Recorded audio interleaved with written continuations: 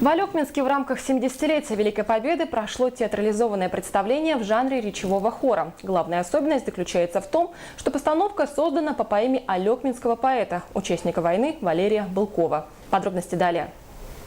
Премьера театрализованной постановки в жанре речевого хора прошла в преддверии Дня Победы. Такой жанр ранее не использовался режиссерами, поэтому подготовка требовала терпения и времени всех, и участников, и самого режиссера. Главная особенность заключается в том, что создана постановка по поэме нашего алекминского поэта, участника войны Былкова Валерия Михайловича. Произведение «Парень с Лены» ярко и выразительно рассказывает о судьбе паренька из Якутии, призванного на фронт.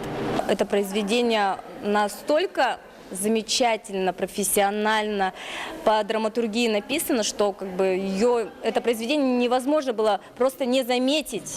По эмоциям зрителей было видно, как глубоко затронуло их исполнение артистов. Впечатления у нас, у зрителей, остались очень волнительные и восторженные.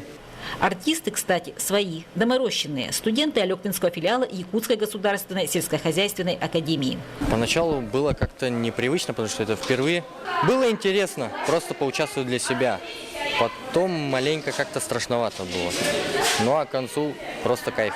Каждый старался от души, не подвел ни один человек. Даже самый маленький артист, устроившись на руках мамы, сыграл свою самую первую в жизни роль на отлично.